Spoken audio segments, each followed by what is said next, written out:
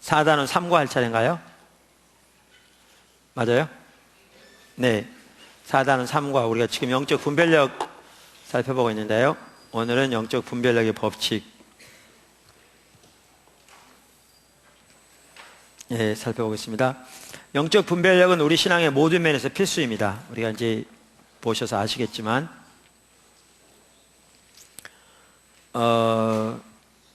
그런데 영적 분별력에 한 가지 법칙이 있는 것 같더라고요. 그게 뭐냐면 빈익빈 부익부입니다. 그러니까 빈익빈 부익부는 자본주의의 병폐라고 그러는데요. 영적 분별력에서는 그 법칙이 그대로 통합니다. 자, 하나씩 살펴보죠. 우선 영적인 분별력은 하나님의 은혜로 우리에게 주어지는 겁니다. 하나님의 은혜로 주어지는 겁니다. 그러니까 성경을 잘 연구하고 공부하는 게 중요해요. 그거는 뭐 재론의 여지가 없습니다. 하나님의 말씀을 잘 연구하고 공부하는 건 너무 중요합니다. 그러니까 우리가 영적 분별력 이런 분 살펴보면서 이렇게 하나님의 말씀을 연구하고 공부하는 거 가지고 부족하다 이렇게 말하니까 혹시 여러분들 가운데에서 그런 분들이 안 계시겠지만 하나님의 말씀을 잘 연구하고 공부하고 배우고 묵상하는 것이 안 중요하다고 혹시 여기면 여러분 진짜 잘못한 겁니다. 그건 너무너무 중요합니다. 그건 아무리 강조해도 지나침이 없습니다. 그러니까 보다나무교 지체들은 하나님의 말씀을 더 잘 연구하고 더 묵상하는 삶을 살아야 합니다. 아멘. 근데 이제 제가 말하는 건 뭐냐 하면 하나님의 말씀을 잘 연구하고 묵상하는 게 중요한데 하나님의 말씀을 잘 연구하고 묵상하는 것만 가지고는 안 된다는 겁니다. 그러니까 아무리 하나님의 말씀을 잘 알아도 영적 분별력이 어두워져서, 그러니까 철저하게 어두워져서 하나님의 어떤 그 의도와 뜻과 길을 전혀 모를 수 있습니다. 그러니까 그 대표적인 인물이 바리새인들입니다. 바리새인들은 오늘날로 말하면 성경 박사들입니다. 서기관들은 모세 오경을 암송했다고 그러잖아요. 여러분 중에 모세 오경 암송하면 손 들어보세요. 우리는 상상하기 힘들죠. 근데 바리새인 중에 주로 서기관이 나와 있는데 그들은 모세 오경을 암송했대요. 그러니까 진짜 뛰어났죠. 근데 문제는 그들이 성경을 잘 알았는데 영적 분별력은 철저히 어두워진. 그러니까 영적 분별력이 어두워지니까 어떻게 되냐면요, 그들은 이제 이렇게 됩니다. 우리가 요한복음 5장 37절 38절에 나온 것처럼 그들은 이제 앞으로 나옵니다만은 하나님에 관한 교리적인 성경적인 지식은 뛰어났습니다. 그리고 그 교리적인 지식이 대부분 옳았습니다. 왜냐하면 예수님께서 자기 제자들에게 저들이 모세의 자리에 앉았으니까 저들이 하는 말을 반드시 지키라고 그랬거든요. 마태복음 23장 2절에서. 이 말은 저들이 성경을 가지고 가르치는 것이 틀렸으면 자기 제자들에게 지키라고 그럴 리가 없잖아요. 근데 이렇게 교리적으로는 뛰어났는데 그들은 우선은 하나님을 전혀 몰랐습니다. 그러니까 성경에 말하는 살아계신 인격체 하나님을 전혀 개인적으로 알지 못했죠. 그러니까 그분의 음성을 들어본 적도 없고 그분의 형용을 본 적도 없고 이렇게 표현하고 있거든요. 하나님을 전혀 몰랐습니다. 오늘날 얼마든지 그렇게 하기 쉽습니다. 또 하나는 그들은 성경은 누구보다 뛰어나게 잘 알았는데 그 시대를 향한 하나님의 목적을 전혀 몰랐습니다. 그러니까 시대를 분별하지 못하죠. 예수님 말씀하시기를 너희가 천기를 분별할 줄 알면서 시대를 분별하지 못한다고. 그러니까 쉽게 말하면 하나님의 아들이 그 시대에 오셔서 구약부터 약속되어 있는 하나님의 구속을 이루고 계시고 그 어느 시대보다 너무나 놀라운 일들이 이루어지고 있었는데 그들은 전혀 그 사실을 몰랐습니다. 여러분 오늘날도 그렇게 됩니다. 우리 이런 구절을 읽으면요 많은 사람들이 뭐라고 그러냐면 그건 예수님 시대의 얘기지. 그리고 그러니까 그 시대에는 하나님이 그 시대에 일한 걸 믿어요. 이사야 시대도 이사야 시대 하나님이 일한 걸 믿어. 뭐 시대마다. 근데 너무나 많은 사람들은 하나님은 이 시대에 더 이상 일 안 하는 줄 알아요. 그런 말하면 뭐라고 그러냐면 그러면 성경이 오늘 더 쓰여지고 있다는 얘기냐? 아니요. 하나님이 성경에 말씀하신 하나님이 오늘날도 일하시는 거죠. 그래서 조나단 에드워즈 같은 경우에는 어느 시대건 하나님께 쓰임 받으려면 하나님이 그 시대에 행하신 것이 무엇인가를 주시해 보고 그 일에 온 사람을 동참해야 한다고 그러는데, 분별력이 어두워지면 하나님을 모르고요, 하나님의 목적을 전혀 몰라요. 더 나아가 하나님의 길을 전혀 모릅니다. 하나님의 길을 전혀 몰라요. 이렇게 분별력이 어두워져서, 그래서 이렇게 영적 분별력과 이렇게 성경적인 지식은 중요하지만 성경적 지식이 있다고 아는 건 아닌데요. 그럼 어떻게 해서 영적 분별력이 주어지냐? 영적 분별력은 하나님이 우리의 마음눈을 밝혀주셔야 영적 분별력이 주어져요. 그러니까 하나님이 우리의 마음눈을 밝히셔서 깨닫게 해주셔야 영적 분별력이 주어진다고요. 영적 분별력이. 그러니까 영적 분별력이 없었던 시대를 보면 어느 시대든지 여기 나온 것처럼 보기는 보아도 보지 못하고 듣기는 듣지 못한다, 이렇게 표현함으로써 그 깨닫는 마음이 주어지지 않는 걸 말하고 있죠. 여기 신명기 29장 4절에 보면 그러나 깨닫는 마음과 보는 눈과 듣는 귀는 오늘 여호와께서 너에게 주지 않으셨느니라, 이렇게 말함으로써 이렇게 하나님이 깨닫는 마음을 주시지 않으면 깨닫지 못하는 거죠. 그럼 깨닫는 마음을 우리에게 주셔야 되는데, 깨닫는 마음은 어떤 사람에게 주시냐? 우선 하나는 은혜로 주세요. 하나님이 은혜로 주세요. 그러니까 영적 분별력이 우리에 주어진 게 은혜로 주어집니다. 여기 로마서 11장 5절에서 8절 나오는데요, 여기에 보면 남은 자에 대한 얘기 나와요. 이스라엘 백성들에서 모두가 다 이스라엘 백성이 아니라 그 중에 남은 자들이 진정한 이스라엘이라, 그 말이잖아요. 혈통으로 이스라엘하고 진정한 이스라엘이 아니고 하나님을 믿는 진정한 이스라엘이 그 안에 있는 거죠. 그들을 남은 자라고 그러죠. 그럼 이 남은 자들과 그렇지 않은 자들과의 구분이 뭐냐 하면, 남은 자들에게 보게 하셨다는 거죠. 여기 말하는 것은. 그러니까 11장 5절에 8절, 그런즉 이와 같이 지금도 은혜로 택하심을 따라 남은 자가 있느니라. 만일 은혜로 된 것이면 행위로 말미암지 않으면 그렇지 않으면 은혜가 은혜되지 못하리라. 그런즉 어떠하냐? 이스라엘이 구하는 그것을 얻지 못하고 오직 택하심을 얻은 자만 얻었고, 그럼 나머지는 어떻게 됐다는 거예요? 그 남은 자들은 우둔하여졌느니라. 눈이 어떻게 했다? 어두워졌다. 그래서 하나님이 오늘까지 그들에게 혼미한 심령과 보지 못할 눈과 듣지 못할 귀를 주셨답니까? 그러니까 분별이 어두워졌다. 그러면 남은 자들 어땠단 말이에요? 본 자들이라 그 말이잖아요. 근데 뭘로 그들에게 보게 됐다고 여기 보시면 은혜로 되었다. 여러분, 이 말을 제가 이렇게 말하니까 어떤 분은 저한테 그러더라고요. 그러면 분별력 있는 그런 니네만 그럼 하나님 택하심을 받았냐? 우리가 예수 믿는 우리는 그 버림받았다는 얘기냐? 우리 이렇게 어떤 분이 그런 것 같더라고요. 아니요, 저는 그 얘기 아니거든요. 여기에 지금 이 말은 이스라엘 백성 중에서 남은 자와 그냥 육적인 이스라엘을 이렇게 구분하고 있어요. 그러면서 여기에 보기 원하는 것은 이 남은 자들은 결국 본 자들이잖아요. 왜냐하면 나머지가 다 눈이 어두워진 자들이니까. 그러니까 예수님 안에서 하나님 메시아를 보지 못한 자들이잖아요. 혹은 그 구약 시대만 하더라도 하나님 보낸 선지자들을 보지 못한 이런 부분들. 그러면 여기 본 자들인데 이들이 어떤 자들이냐? 은혜로 택하심을 받았다 그러니까 결국 은혜로 보여주게 하신 분이라 그 말이죠. 그러니까 이거를 예로 들었지, 오늘날 말해서 예를 들면 일부는 택함을 받고 일부는 택함 받자, 그 얘기 아니에요. 그러니까 한편으로는 맞아요, 그 말이. 예수 믿는 모든 사람들은 택함 받았죠. 성경에 가면 그렇죠. 그러니까 성경에 보면 인간의 자유와 하나님의 선택이 같이 가죠, 주권이. 그러니까 일부에서는 하나님이 택하실 때부터 일부는 구원받도록 일부는 구원받지 못하도록 택하셨다. 그래서 구원받도록 택하신 사람들은 어떤 일이 있어도 구원받을 거고, 택함 받지 못하는 사람들은 택함 받지 못할 거라, 그렇게 가르친 사람이 있는데 이걸 이중의 애존론이라고 그래요. 근데 이거는 장로교 리더들 중에서 그거 안 믿는 사람 많거든요. 그거는 틀린 거죠. 그건 극단적인 이중론이에요. 저는 장로교 목사가 아니라 그런지 저도 선택을 믿고 하나님의 예정을 믿지만 저는 이중론을 안 믿어요. 그러니까 택하심이 있어요. 근데 그거를 그렇게 말해서 그렇게 말하는 거는 장로교 내에서 거의 안 받아들여요. 그러니까 극단적인 거죠. 그러니까 성경에는 하나님의 주권과 인간의 자유가 같이 가요. 그러니까 인간의 자유 없는 하나님의 선택이 없고요, 하나님의 선택 없는 인간의 자유가 없어요. 그러니까 처음부터 끝까지 같이 가요. 둘은 상반되는 것 같지만 같이 가요. 그게 신비예요. 그러니까 그걸 어떤 분은 이런 식으로 표현하잖아요. 저 문 밖에서 보니까 누구든지 예수를 믿는 자는 구원 얻으리라. 그래서 우리가 예수님을 의지적으로 영접해서 하나님 자녀가 되잖아요. 그리고 문 열고 들어와 봤더니 저 뒤에 뭐라고 써있냐면 만세전에 택함을 받았느니라. 이렇게 이 두 개가 같이 가는 거죠. 둘 중에 하나가 아니에요.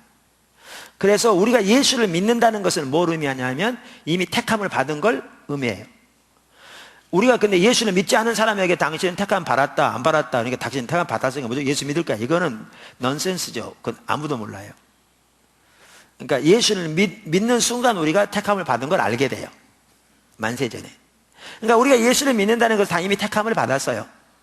근데 제가 이 구절에서 말하고자 하는 것은 그걸 말하고자 하는 게 아니고 하나의 비유지만 여기서 볼 수 있는 게 뭐냐 하면 우리에게 영적 분별력을 주시는 게 은혜로 주어진다는 거죠.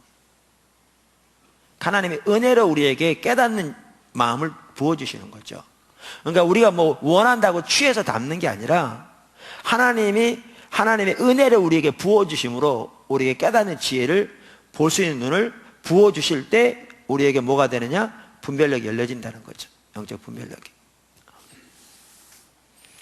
그거를 말하고자 합니다. 무슨 얘기 아시겠죠? 제가 말한 걸 확대 해석해가지고 제가 그런 의도로 말하고 있지 않은데 그렇게 말하는 것은 틀린 얘기고요. 제가 그런 의도로 지금 말하고 있지 않고 분명히 말씀드린 대로. 자, 그러면서 이제 그러면 하나님의 은혜로 주어지는데 근데 왜 어떤 사람에게는 은혜로 주어지고 왜 어떤 사람은 은혜로 안 주어지느냐? 그렇잖아요. 이제 앞으로 이제 4과 5가에 나올 텐데 영적 분별력은 하나님이 은혜로 주셔야 우리가 봅니다. 얻을 수 있는 게 아니고. 그런데 우리 편에서는 그러면 뭐가 중요하냐? 마음의 자세가 중요해요. 왜냐하면 올바른 마음의 자세를 가진 자에게 하나님 은혜를 부으시니까. 우리 편에서는. 그러니까 영적 분별력과 관련해서 제일 중요한 것은 마음의 자세입니다. 그러니까 예수님 시대 바리새인들은 하나님이 안 택하셨기 때문에 저는 못 봤다고 생각하지 않습니다. 그들의 마음이 강팍하게 교만하니까 하나님이 행하시면 보지 못했죠. 그러니까 그들에게 책임이 있죠. 만약에 하나님이 안 택하셔서 심판을 당한다면 하나님이 안 택하셔서 심판하시는 건데 그럼 하나님 공정하지 못하죠. 그래서 영적 분별력과 관련해서 가장 중요한 것은 뭐냐 하면 뭐죠? 우리 편에서는 마음의 자세입니다. 마음의 자세. 자, 그래서 마음의 자세인데 베드로전서 5장 5절에 보면 아주 중요한 말이 나오죠. 자, 그러면서 젊은 자들아 이와 같이 장로들에게 순복하고 다 서로 겸손으로 허리를 동이라. 그러면서 하나님은 어떤 자를 대적하신다고요? 교만한 자를. 그 하나님이 대적하시면 어떻게 되겠어요? 사람이 나를 대적해도 힘든데 하나님이 여러분을 대적하시면 어떻게 되겠어요? 그거 끝난 거죠. 별수를 다 해도 하나님 대적하시면 끝난 거죠. 근데 하나님 어떤 자를 대적하신다고요? 교만한 자를 대적하신다. 반대로 어떤 자에게 은혜를 주신다? 겸손한 자에게. 그러니까 은혜로 분별력이 주어지는데 하나님 은혜를 어떤 자에게 주신다? 겸손한 자에게 주신다. 그래서 우리에게 이렇게 영적 분별력과 관련해서 제일 중요한 거는 이제 앞으로 나옵니다만은 마음의 자세입니다. 마음의 자세입니다. 그러니까 우리가 예레미야 시대 이렇게 살펴봤잖아요. 그러면서 이제 보면 저들은 못 알아들었기 때문에 못 돌이켰잖아요. 근데 저들이 못 알아들어서 못 돌이켰는데 그러면 심판하시면 왜 저들이 잘못인가? 말씀드린 대로 저들의 마음의 자세가 옳지 않았기 때문에 은혜가 주어지지 않은 거예요. 그러니까 그들에게 책임이 있는 거죠. 그러니까 그들에게 심판이 임한 거죠. 심판이 임한 거죠. 자, 두 번째 이제 보시면, 자, 그런데요, 영적 분별력에는 아까 말씀드린 대로 뭐가 있느냐? 그러니까 법칙이 있는데 그게 뭐냐 하면 빈익빈 부익부입니다. 자, 한번 읽어보시죠. 누가? 마태복음 13장 11절 15절 거기 책에 나와 있는데 한번 읽어보실래요?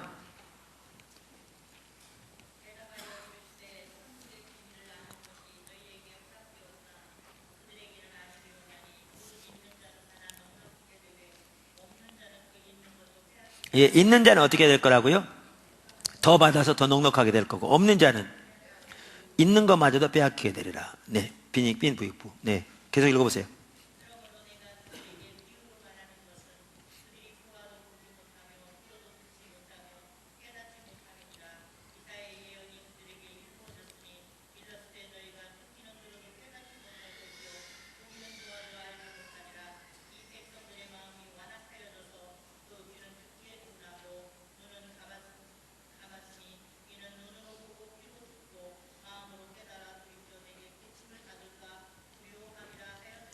네. 자, 여기 12절은 이제 뭐라고 말하고 있는가 하면, 있는 자는 더 받아 더 넉넉하게 되고, 없는 자는 있는 것마저 빼앗긴다. 이게 법칙인데, 이 12절은 뭐에 대해서 말하는 구절이죠? 앞뒤로 쭉 읽어보시면 뭐에 대해서 말하는 구절이에요? 보는 것에 대해서 말하는 구절이에요. 그러니까 영적 분별력에 대해서. 그러니까 이런 거예요. 예레미야 시대만 하더라도 오늘날도 그렇고, 하나님의 길을 본 사람, 하나님의 의중을 본 사람은 하나님의 길과 의중이 보이니까 어떻게 해요? 삶을 조정해서 하나님의 아가씨는 동참하죠. 그러니까 하나님의 아가씨 동참하니까 어떻게 하나님의 은혜가 길이 더 보여. 의중이 더 보이는 거죠. 그러니까 더 동참하게 되죠. 그러니까 있는 자는 더 주어지는 거죠. 반대로 뭐 신앙생활 나름대로 했지만 교회 와서 기껏 해봐야 된다는 게 뭐 성수주의라고 11자고 몇 가지 의식 지키면서 예배만 하더라도 그냥 주일날 나가가지고 1시간 점잖게 앉아가지고 돌아가는 식의 예배하고 있으면 하나님과의 개인적인 어떤 친밀한 교제도, 하나님을 개인적으로 아는 것도, 하나님의 우중도, 하나님의 길도 이거 뭐 들어본 적이 없어. 그저 교회 생활하고 살아가는 방식은 자기 경험, 자기 방식대로 해. 교회 사는 것도 자기 생각대로 해. 자기 주장 내세워서. 그러면 하나님 자 갖다 붙여. 이렇게 살아가면 하나님 모르는 거죠. 그러니까 하나님 모르기 때문에 하나님을 알고자 하는 열망도 없어. 그런 게 있는지도 몰라. 그러니까 하나님 더 모르는 거죠. 더 모르니까 더 깨닫지 못하는 거죠. 더 깨닫지 못하니까 더 모르는 거예요. 더 모르니까 더 깨닫지 못하고.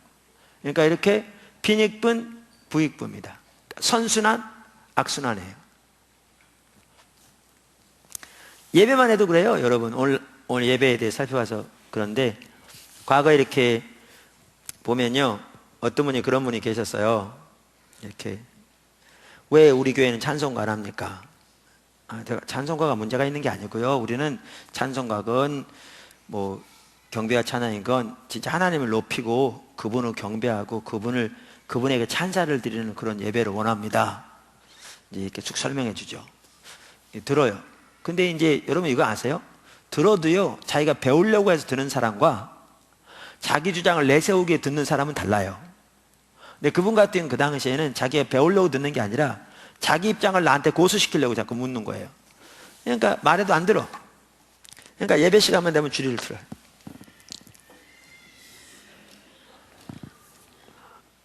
그러니까 예배 시간에 주리를 틀으니까 그 예배를 통해 하나님 경험해요, 못해요?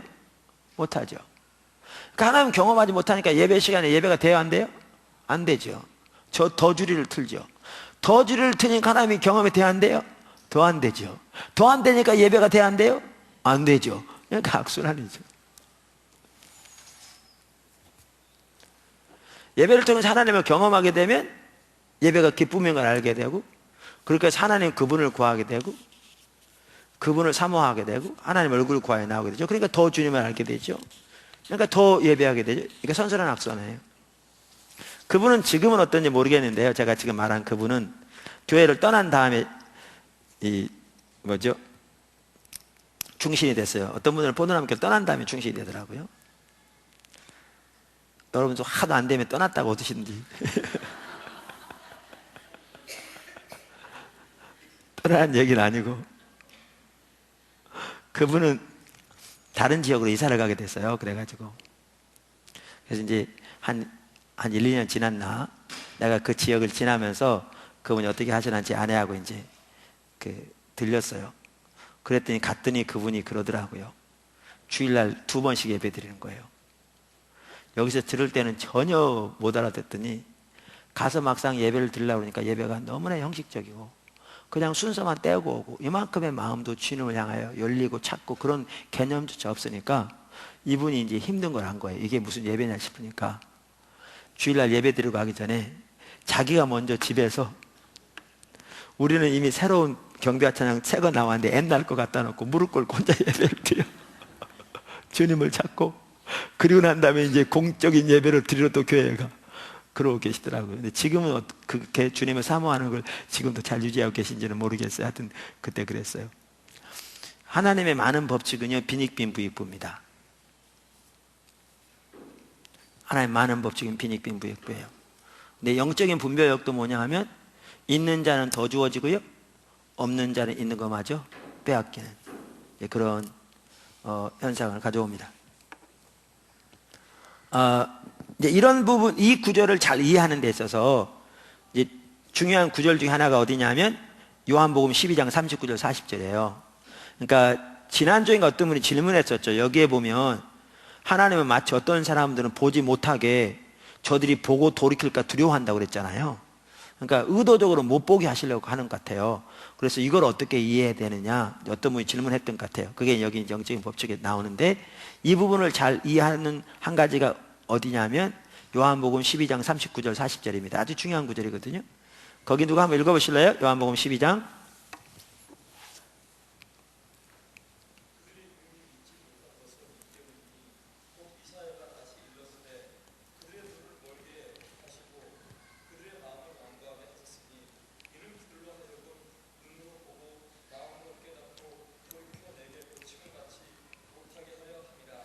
네, 네. 그러니까 여기 지금 이 구절, 그 구절이죠. 이렇게 보면 어떤 사람들은 하나님께서 일부러 못 보게 하신 것 같잖아요. 그죠?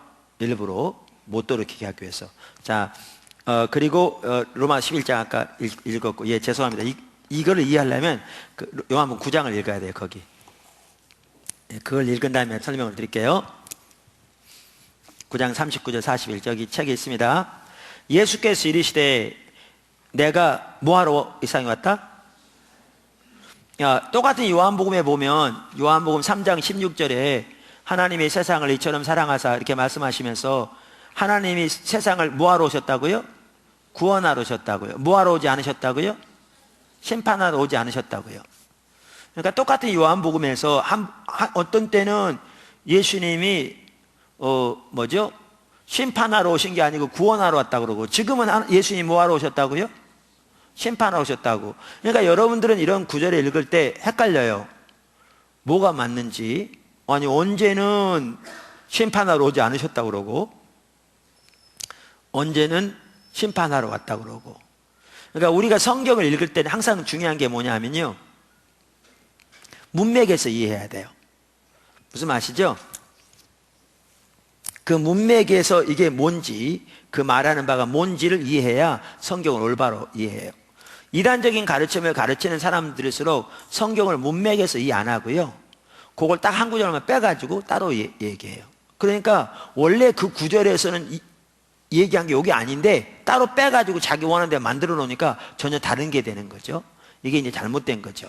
그래서 성경을 해석할 때 항상 문맥에서 해석하는 게 중요합니다.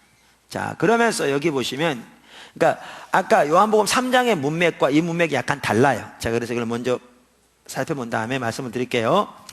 예수께서 이르시되 내가 심판하러 이 세상에 왔으니, 자, 심판하러 오셨다고 했잖아요. 그러면서 심판의 내용이 뭐예요?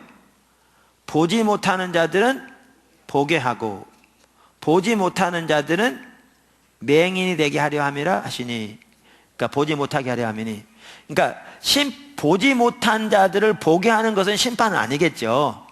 그렇죠? 이건 구원이겠죠. 뭐가 심판인 거죠? 보는 자들을 보지 못하게 하는 게 이제 심판이죠. 여기 보시면, 자, 이렇게 말했더니 바리새인 중에 예수 함께 있던 자들이, 그러니까 요한복음에 보면요, 이런 구절이 많이 나옵니다. 그러니까 다른 복음서보다는 이런 부분이 많이 안 나오는데요, 요한복음 이게 많이 나와요. 그러니까 예수 함께 있던 바리새인들이, 예수 함께 있던 유대인들이, 이런 구절이 많이 나와요. 그래서 거기 요한복음에 보면 뭐가 있냐면요, 바리새인들, 그 당시 유대인들, 종교 지도자들 중에 많은 사람들이 실제로 예수님을 따랐던 걸 볼 수 있고요, 그 예수님을 따르던 자들 중에 진정으로 주님의 제자가 아니라 겉모습은 주님을 따르는데 실질적으로는 볼 꼴 못 봐서 변하지 않은, 소위 말하면 피상적인 제자들이 많았던 걸 볼 수 있어요. 많았던 걸. 그러니까 요한복음 8장에 예수님께서 너희 아비는 마귀라 막 그랬잖아요. 예, 그러면서 이때도 뭐냐 하면요, 예수님이 원래 예수를 믿은 유대인들에게 말씀하시는 과정에서 그들에게 말하거든요. 그러니까 예수를 믿는다고 따라다녔는데 예수님 올바로 안 거예요? 아니죠. 올바로 알지 못해서 피상적인 신자들, 제자들. 그래서 그러한 예가 많이 나와요. 요한복음에 보면요. 그러니까 특별히 영적인 분별 욕구가 많이 나와요. 너희가 아직도 깨닫지 못하느냐, 뭐 이런 구절들이 다른 어느 복음서보다도 요한복음에 많이 나와요. 제가 이렇게 처음에 교회에서 이렇게 개척할 때요, 저한테 하나님의 길이 보이더라고요. 또 신학적으로 얼마나 정확한 얘기들이에요. 그래서 이렇게 보면서 전하는데 성도들은 전혀 이해하지 못하겠다는 거예요. 도대체 무슨 말인지 모르겠다 그러고. 그러니까 너무 힘들더라고요. 아니 성경이 너무나 명백한 하나님의 말씀을 왜 이해하지 못하나. 그래가지고 참 낙심이 됐어요. 근데 제가 요한복음을 쭉 있다 보니까요, 내 얘기만이 아니더만요. 예수님 시대도 수많은 사람들이 예수님 따르면서 도대체 무슨 말인지 모르겠다 그런 게 여러 번 나와요. 요한복음에 특별히 5장부터 쭉 보세요. 5장, 6장, 7장, 8장 계속 그렇게 나와요. 그래서 여기 보면 9장에도 지금 뭐냐 하면 바리새인 중에 어떤 자들이냐, 예수 함께 있던 바리새인들이에요. 근데 실질적인 진정한 제자는 아닌 거예요. 그러니까 바리새인 중에 예수님을 막 대적하고 공공에 내놓고 그런 사람도 있었던 반면에 예수님을 따른다고 하는 바리새인들도 있었는데 이들 중에서 상당수가 진정으로 볼 걸 못 본 거죠. 그래서 결국은 예수님을 대적하는 자로 나가고 버리는 자로 나가고 이렇게 되는, 자, 그런 걸 볼 수 있더라고요. 글쎄 뭐 그 중요한지는 모르겠어요. 하여튼 분별력의 문제예요. 바리새인 중에 예수와 함께 있던 자들이 이 말씀을 듣고 우리도 맹인인가? 그러니까 우리를 두고 얘기하십니까? 지금 그 얘기예요. 우리가 눈먼 사람인가? 그랬더니 예수께서 이르시되 너희가 뭐요? 맹인이 되었더라면 죄가 없으려니와 본다고 하니 너희 죄가 그대로 있느니라 그랬어요. 이게 분별력과 관련 아주 중요한 구절이거든요. 여러분 이거 아시죠? 제가 이렇게 설교 시간에 가끔 얘기하는데 요한복음에는 예수님의 기적이 7개밖에 안 기록되어 있다고요. 7개. 그러니까 마지막 장에 보면 예수님께서 행하신 걸 이 땅에 기록하면 이 땅을 채우고도 남을 거라고 말함으로써 예수님이 행하신 기적이 많았던 거를 전제하고 있어요. 근데 그 중에서 딱 7개만 기록했어요. 그러니까 의도적으로 7개만 뽑은 거예요. 그리고 요한복음은 예수님의 기적이 표적, 영어로 사인, 증표였다는 것을 강조하고 있어요. 증표였다는 것을. 그러니까 예를 들면 요한복음 2장에서 예수님께서 첫 번째 기적이 베푸신 게 뭐죠? 가나온의 잔치. 여러분 이걸 뭘 상징한 줄 아세요? 요한복음에 나오는 기적은 다 표적이었다는 걸 강조하고 있다니까요. 그러니까 예수님이 행하신 기적들이 그 한 가지 성격은 표적이었습니다. 그 말이 맞습니다. 근데 문제는 표적만은 아니었습니다. 다른 많은 성격들이 있죠. 자, 표적이었어요. 그래서 요한복음 2장에 나오는 그 기적은요, 뭘 의미하냐면 그게 율법의 결례를 따라 물을 담는 그릇이었거든요. 그러니까 율법의 물을 새 언약의 포도주로 바꾸러 오신 분이에요. 다시 말하면 율법의 종교를 성령의 종교로 바꾸러 오신 분이 예수님이라고요. 그래서 새 언약은 성령의 언약, 성령의 시대죠. 그게 예수님 표적부터 나타난 거예요. 예를 들면 요한복음 5장에 오병이의 기적을 베푸시죠. 그러니까 요한복음의 특징이 뭐냐면요, 표적을 딱 말해놓고 요거에 대한 가르침을 말해요. 그 특징이 전체적으로 요한복음 5장에 나오는 기적이 오병이의 기적이에요. 거기에서 그러면 이 오병이의 기적은 뭘 상징하는 거예요? 예수님이 하늘로부터 내려온 생명의 떡이라는 거예요. 사람이 육신적인 양식 떡을 먹어야 살듯이 내 살을 먹고 내 피를 마시는 자가 영생을 가졌고 그러한 사람을 마지막 날에 예수님 살릴 거라고 말함으로써 생명의 떡으로 오신 걸 가리키는 거예요. 요한복음 11장에 보면 뭐죠? 죽은 지 나흘 된 나사로를 살리신 사건이 나와요. 이거 놀라운 기적이죠. 근데 한편은 표적이었다고요. 예수님이 행하신 것이 한편은 표적이었다고요. 그러면 그건 뭘 상징하는 거예요? 예수님이 내가 곧 부활이요 생명이라. 그래서 예수님이 부활이요 생명인 것을 알려주는 거예요. 자, 그러면 요한복음 9장에 보면, 우리 지금 이 본문에 나오는 요한복음 9장에 보면 어떤 사건이 나오죠? 나을 때부터 눈먼 자를 이렇게 고치신 사건이 나와요. 그러니까 나을 때부터 눈먼 자에게 어떻게 고치셨냐면, 그러니까 땅바닥에 침을 딱 뱉어가지고 흙덩이를 만들어서 눈에다 붙이고 실로암 모세가 씻으라고 그랬어요. 그러니까 이제 우리가 사실 이런 치유사역에서도 하나님 인도를 따르는 게 너무나 중요한 걸 이렇게 볼 수 있는 게요, 예수님은 방법에 의존하지 않았어요. 그러니까 예수님은 눈먼 자를 고칠 때 어떨 때는 보라 그럼 그냥 봤어요. 어떨 때는 그러니까 뭐죠, 규모거리에 혀 있는 사람 침을 뱉다가 혀에다 발라가지고 귀에다 대고 열리라 그랬고요. 그러니까 눈먼 자가 이런 경우에는 어떻게 했느냐, 뭐죠, 그 땅에다 침을 뱉어가지고 비볐어요. 사실 오늘날이요, 우리가 사실 우리나라 사실 진짜 심각합니다. 뭐냐면 자기가 생각하면 조금만 다르면 다 비판해. 오늘 어떤 사람이 와가지고 땅에다 침을 확 뱉어가지고 여기다 바르고 어디가 씻으라고 그랬으면 그럴 거예요. 그게 무슨 하나님의 역사냐? 아니, 하나님의 능력이 하나님인데 그냥 능력 보라고 치유하면 되지. 아니, 근데 예수님 시대도 그랬거든요. 그러니까 오늘날은 눈먼 자면 땅에다 침 뱉어가지고 진흙해가지고 붙여가지고 한강에 씻으면 된다. 그건 안 해요. 그러니까 중요한 건 성령의 인도를 따르는 게 중요한 거예요. 그러니까 방법에 있는 게 아니라. 근데 여러분, 이렇게 날 때부터 눈먼 자를 고쳤는데, 날 때부터 눈먼 자를 고치신 이 사건은 뭐를 보여준 줄 아세요? 아까 표적이라고 그랬잖아요. 뭐를? 요한복음 1장부터 보면 그게 서문이죠. 거기에 보면 요한복음 전체에 대한 그 요약이 들어있어요. 예수님 어떤 분인가. 근데 요한복음 이렇게 1장 1절부터 보시면 예수님이 하나님의 본체신 걸 말하고 난 다음에 이가 곧 뭐라고요? 생명의 빛이라. 빛이 세상에 오매 어둠이 깨닫지 못하더라. 이렇게 말함으로써 예수님께서 날 때부터 눈먼 자를 고치심으로써 뭘 보여주셨냐면, 예수님이 빛으로 오신, 그러니까 예수님이 이 세상의 어둠 가운데 오신 세상의 빛이신 것을 보여준 거예요. 아멘? 그러니까 여러분 이거 아시죠? 예수님을 통한 기적은 예수님을 상징하는 표적이었어요. 사도들을 통한 기적은 사도들을 상징하는 게 아니고요, 예수님을 상징하는 기적이었어요. 왜냐하면 저들은 예수님의 이름으로 되어졌거든요. 오늘날 우리들을 통해서 되어지는 기적도 예수님의 이름으로 되어지기 때문에 예수님을 드러내는 상징이에요. 한편으로는요. 한편으로는. 아멘? 자, 그런데 예수님이 날 때부터 날 때부터 눈먼 자를 치유하심으로써 예수님이 어둠 가운데, 그러니까 영적으로 어둠 가운데 있는 자들의 눈을 뜨게 하러 오신, 다시 말해 이 경우는 영적인 분별력을 말하는 거죠. 영적인 눈을 뜨게 하러 오신 빛으로 오신 분임을 이 눈먼 자를 고치신 사건을 통해 보이셨다고요. 그랬죠. 그런데 어떤 일이 있었느냐? 이날이 무슨 날이었냐면 안식일이었어요. 그러니까 안식일이었다고 해서 그 당시 있던 종교 지도자들이 어떻게 했어요? 벌떼처럼 일어나가지고 예수님을 대적한 거예요. 왜냐하면 안식일에 일했다는 거죠. 안식일에 일함으로써 안식일을 더럽혔다는 거예요.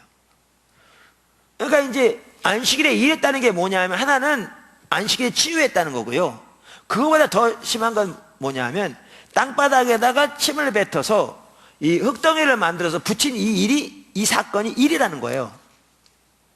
왜 안식일에 일했냐는 거예요. 그러니까 이제 대적하는 거예요. 그러니까 그 전에 여기 성경에 쭉 읽어보면 아시면 뭐냐 하면, 어떻게 낫냐? 그랬더니 이제 이렇게 해서 이렇게 낫다 그랬더니, 그렇게 한다고 어떻게 낫냐? 니네 부모 데려와라. 뭐 그런 거예요. 그 부모 데려다가 어떻게 낫냐? 그랬더니 우리 아들은 애가 아닌데 어른인데 직접 물어보시죠. 그러니까 전혀 안 받아들인 거죠. 그래가지고 나중에는 예수님 대적하기까지 이르거든요. 이 사건이 거기에 보시면 있었어요. 이런 다음에 예수님이 지금 이 말씀하신 거예요. 이 말씀하신 거예요. 그러면서 여기에 보시면 예수님 뭐하러 오셨다고요? 심판하러 오셨다. 아까 요한복음 9장에 보면 예수님이 뭐하러 오셨다고요?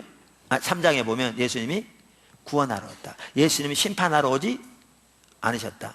여러분 이 두 개가 상반되는 것 같죠? 아니에요. 예수님이 이 땅에 오신 목적은 구원하러 오셨어요. 예수님이 이 땅에 오신 목적은 심판하러 오지 않으셨어요. 근데 기억하실 건 있어요. 하나님의 모든 오심은 구원과 심판이 동반돼요. 제가 지금 예수와 하나님의 나라라는 책, 이렇게 두꺼운 책인데요, 그 책을 읽고 있거든요.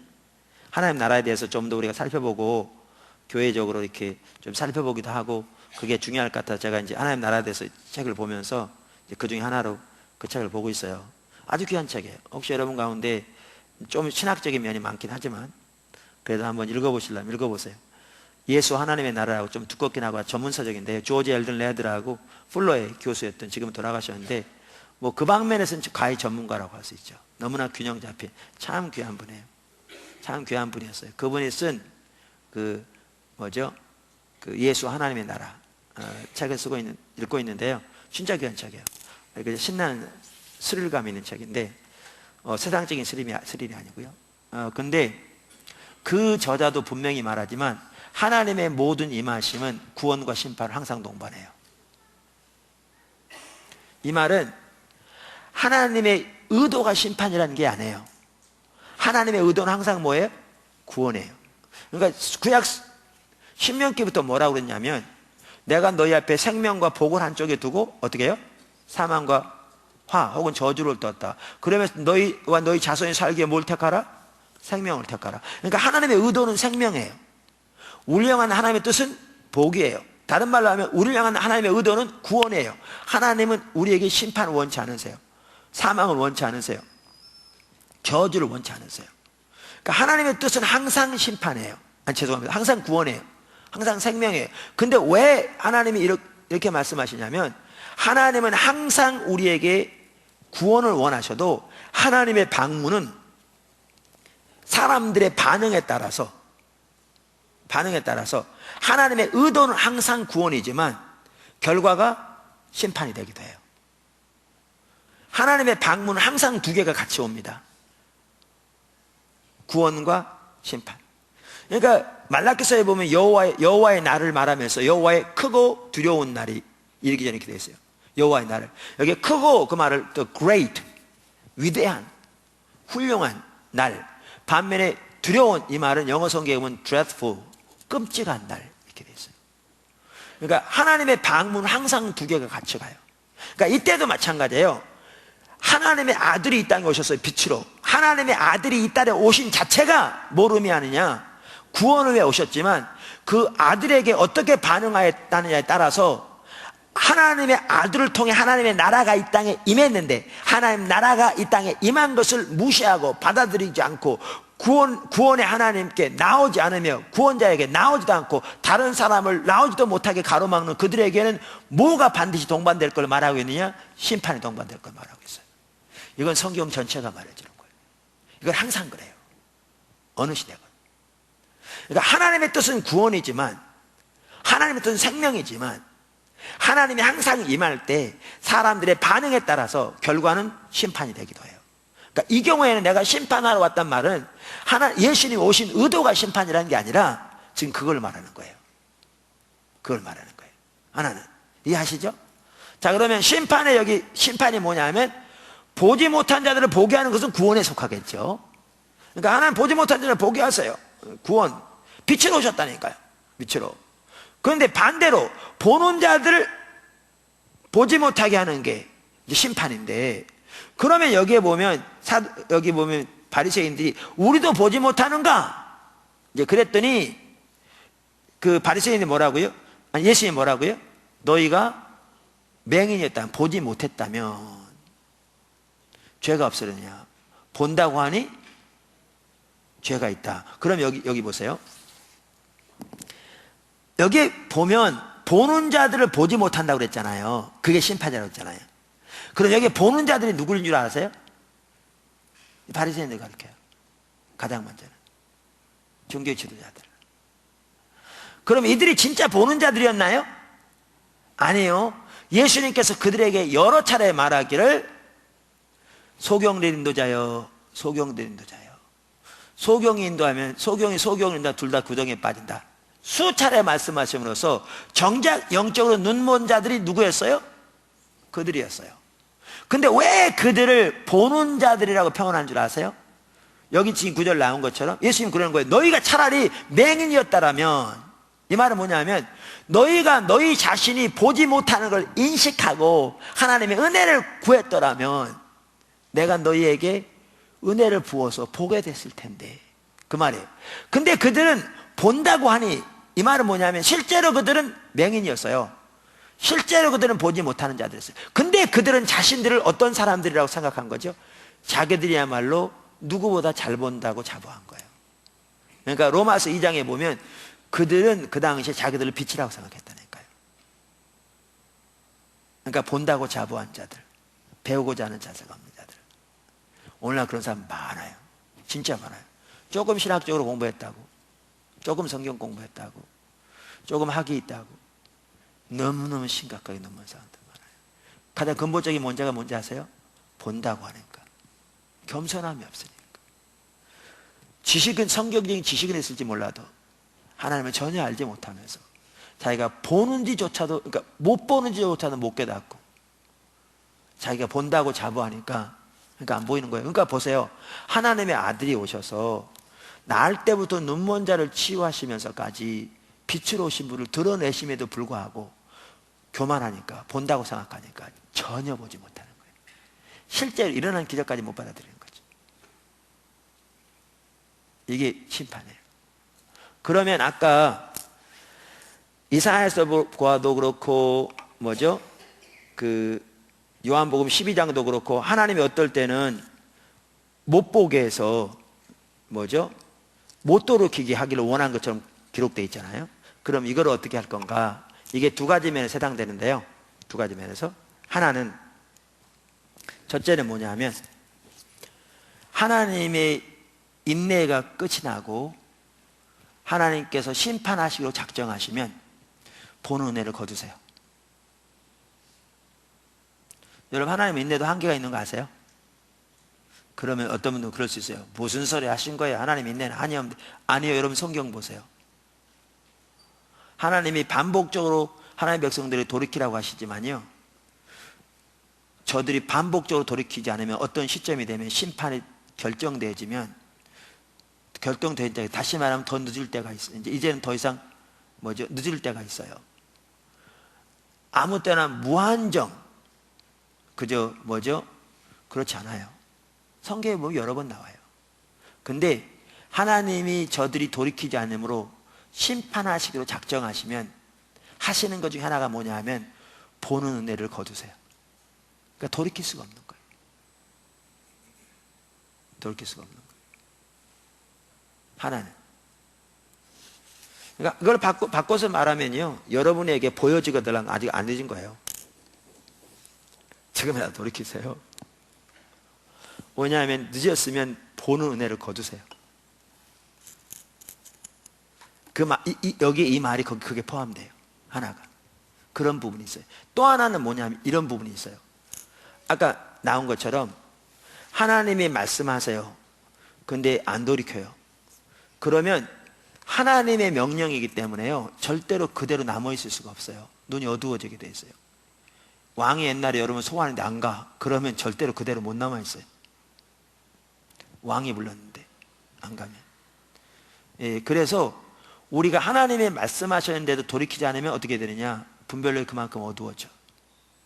그 다음에 또 하나님께서 말씀하셨는데 안 들으면 어떻게 되냐? 또 어두워져. 이렇게 아까도 말한 대로 돌이키지 않고 반복적으로 거역하면 갈수록 어떻게 되냐? 눈이 어두워지는 거죠. 그러니까 눈이 어두워지니까 보지 못하니까 그렇게 행동하고, 그러니까 더 눈이 어두워지고, 이게 이렇게 되는 거죠. 그 부분이 여기에 포함되어 있어요. 이 두 가지가 포함되어 있어요, 이 말에. 그래서 영적인 법칙이 포함되어 있고요, 또 하나는 아까도 말씀드린 대로 하나님께서 심판하시고 작정하시면 때가 너무 늦어서 보는 은혜를 거두시는 것 같더라고요.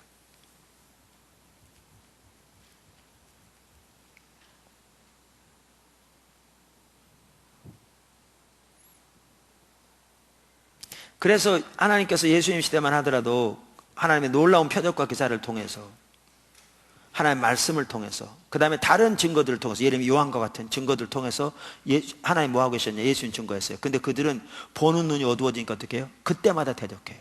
그러니까 어떻게 해요? 더 어두워져. 그러니까 못 보는 거죠. 끝내 어디까지? 예수님 십자가에 못 박는 데까지. 그래서 하나님의 심판을 그대로 그 민족이 받는 데까지 나가는 거죠.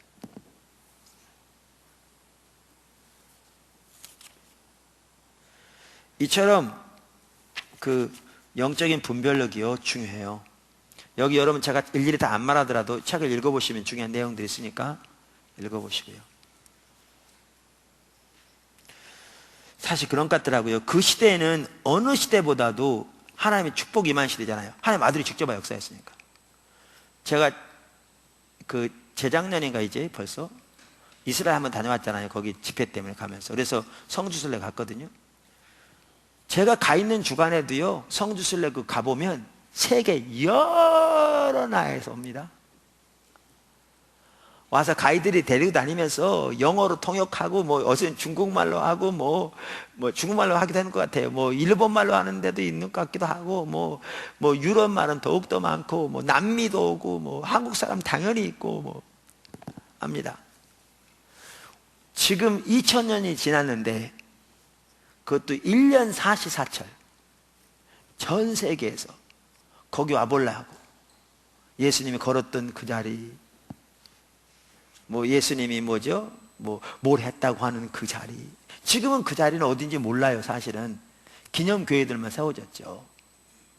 여길 거라 추측해서 교회들 세워놓은 거지, 그 자리가 그 자리라는 건 없어요. 그래도 그 하나의 발자취라도 좀 알아보려고 거기를 그렇게 와봐요.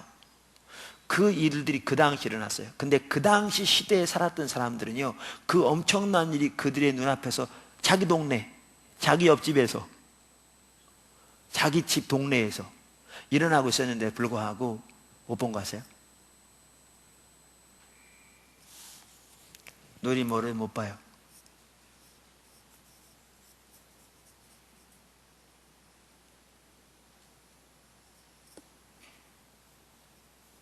그들이 아마 오늘날 살아있다면 그럴 거예요. 우리가 가면서 성경 읽으면서 그거 우리 옆집 사람이었는데,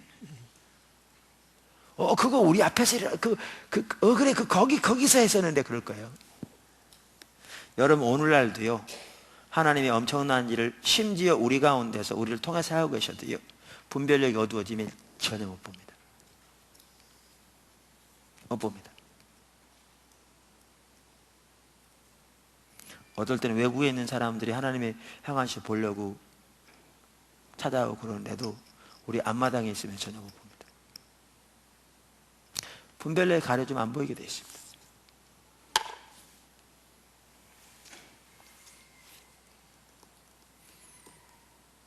자, 그러면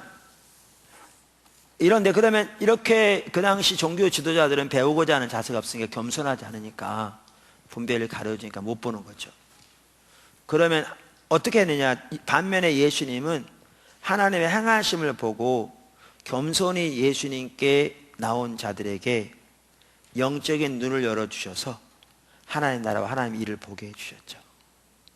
여기 마태복음 11장 25절 26절 나오는데요. 누가 한번 읽어보실래요? 거기 중요한 구절이라고 생각하는데요.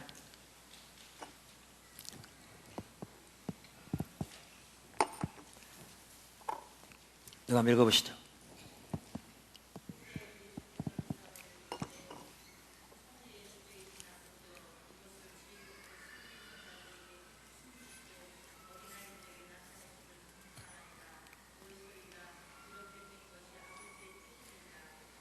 자, 여기 보세요. 예수님, 아까 말한 조지 레드라는 학자도 하나님 나라에 대해서, 이건 일반적으로 다 아는 내용이에요. 조금만 공부하면. 근데 그분이 그런 걸 참 잘 정리했어요. 뭐라고 그러냐면, 예수님의 삶과 사역을 통해 하나님 나라가 이 땅에 임했거든요. 하나님의 역동적인 주권적인 통치가 임했어요. 그래서 예수님이 가르치신 말씀은 하나님 나라가 임한 것을 증거하고 있었고요. 그리고 그 하나님 나라의 메시지를 증거하고 있었고요. 예수님을 통해 나타난 표적과 기사는 이 하나님 나라가 임한 증거였어요. 그러니까 하나님 나라가 임한 증거로서 그 능력으로 놀라운 역사가 나타나고 있었어요. 사실 예수님이 시대에 행했던 표적과 기사가 하나님 나라의 일이었다는 것을 알면요, 그게 오늘날에도 얼마나 필요한 것을 알 수 있어요. 또 나타날 수 있는, 왜냐하면 하나님 나라가 오늘날 현존하고 있거든요. 초대교회로 끝난 게 아니에요. 초대교회 끝나는 게 아니에요. 여러분, 사실 초대교회로 표적과 기사가 끝났다고 하는 그게 얼마나 이렇게 편협한 가르침인 줄 아세요? 성경에 전혀 근거도 없는, 신학적인 얘기일지 모르지만 어떤 언급도 없는. 근데 여러분, 오늘 살펴볼, 제가 예배 시간에 말 안 했는데 그것만도 보세요. 원래 그렇게 말하는 사람들은 새 시대에 하나님의 기적이 있다고 그러거든요. 모세 여호수아 시대, 엘리야 엘리사 시대, 예수님과 제자들 시대. 그리고 그때마다 새로운 계시가 주어지는 것을 뒷받침하기 위해서라고 그러거든요. 율법이 선지자들을, 신약을. 그렇다지만 그렇지 않아요. 모든 시대에 하나님의 기적이 함께 했다. 그건 이미 봤죠. 그러면 보세요. 오늘 본 믿음의 기도는 병든 자를 치유하나니, 그 뭐죠? 그 야고보서 5장. 그러면서 거기에 보면 누구를 우리의 믿음의 기도의 본보기로 삼고 있죠? 엘리야. 엘리야는 성정이 같은 사람이로되. 그대로 말한다면 엘리야 시대에 있었던 놀라운 일들은, 아까 그런 주장을 받아들인다면 그 시대에 주어지는 선지자들을 뒷받침하기 위해서 주어졌으니까 그것이 세워진 다음에는 더 이상 이런 역사가 안 나타났다고 주장한 거거든요. 더 이상 최대한 100년 지나지 않고 끊어졌다는 거거든요. 근데 성경은 그 엘리야 시대에 있었던 놀라운 역사를 그 시대만 일어난 것이고 요즘은 안 일어난다고 보고 있는 게 아니라 우리가 바라보고 추구해야 할 모델로 제시하고 있거든요. 성경이 틀린 거죠. 전혀 이해가 틀린 거죠. 이해가 잘못된 거예요. 근데 이런 표적과 기사가 하나님 나라의 일이었다는 것만 보더라도요, 우리는 금방 오늘날 얼마나 그게 절박하게 필요한 걸 알 수 있어요. 하나님의 나라는 하나님의 통치인데 하나님이 역동적으로 우리 가운데 능력으로 임하셔서 역사하신 거예요. 이 예수님의 삶과 사역을 통해 하나님 나라가 이 땅에 임했어요. 이 하나님 나라의 능력이 역사함으로 표적과 기사가 나타난 거예요. 그 놀라운 일들이. 이것들이 이 하나님 나라의 능력이었어요. 하나님 나라의 증거였다고요. 근데 이렇게 하나님 나라의 일들, 이것을 선지자들과 왕들이 보기로서는 그동안 못 봤다. 너희 눈은 봄으로 복이 있다. 그런데 이렇게 하나님 나라가 예수님의 삶과 사역을 안에서, 사역을 통해서 임하셔 역사하고 계셨는데 왜 저 슬기로운 자들은 보지 못한 줄 아세요? 이 슬기로운 자들이 누구예요? 종교 지도자들, 많이 배웠다고 하는 자들, 성경을 잘한다고 하는 자들. 근데 왜 그들에겐 가려진 줄 아세요? 사실 저들이 슬기로운 자가 아니에요. 어떤 자들이죠? 자기들이 슬기롭다고 생각하는 자들이죠. 근데 이러한 하나님의 일들은 그들에게 보였어요? 안 보였어요? 가리웠어요. 겸손한 자세가 없으니까요. 배우고자 하는 자세가 없으니까 안 보이는 거죠. 그러니까 저들에겐 가리웠어요. 근데 누구에게 보여진다고요? 어린아이에게. 이 말은 나이 적은 사람들에게 아니라 하나님의 나라를 어린아이처럼 받아들인 자들에게, 그들에게 보이시는 것이 아버지의 뜻이라고 그랬어요. 그래서 예수님은 세리와 창기들이 바리새인 너희들보다 하나님 나라에 더 가깝다고 말씀했어요. 이건 오늘날도 우리들에게 아주 적용되는 중요한 말들입니다. 이만큼 뭐가 되냐면 마음의 올바른 자세가 있어야 하나님의 행하심이 보여요. 하나님 나라 일들이 보인다고요. 영적인 분별력이 주어진다고. 그래서 겸손한 자에게, 어린아이처럼 하나님의 일들을 받아들인 자들에게, 단순한 마음과 사모한 마음과 겸손한 마음 가지고 주님께 나온 자들에게 하나님 나라를 계시해 주셨죠. 근데 말씀드린 대로 이렇게 보지 못하는 자들은 더 어디 간다? 눈이 어두워진다는 거죠. 저는 한번 제가 이 마태복음 11장에 나오는 이런 내용을 가지고 설교한 적이 있거든요. 근데 제가 설교하면서 참 두렵더라고요. 설교하면서도. 여기 한번 보세요. 한번 11장 한번, 여기 성경 구절 있죠? 누가 한번 읽어보실래요? 11장 16절 24절 한번 먼저 읽어보시죠.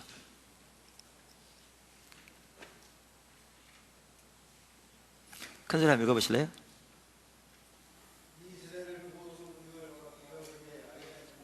잠깐만요. 한 번만 읽으세요. 먼저 그분 읽으세요. 네, 오른쪽 편에.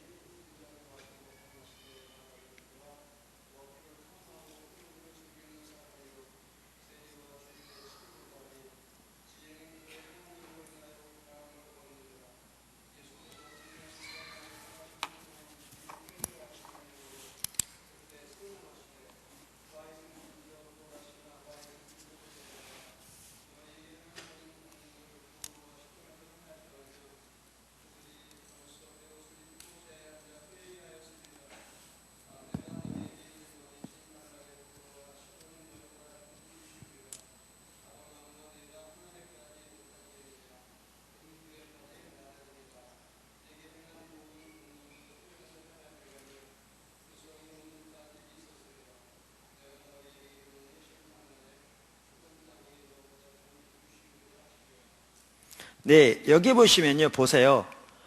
예수님이 그들 가운데서 그 엄청난 능력을 행하셨는데, 그러니까 보세요.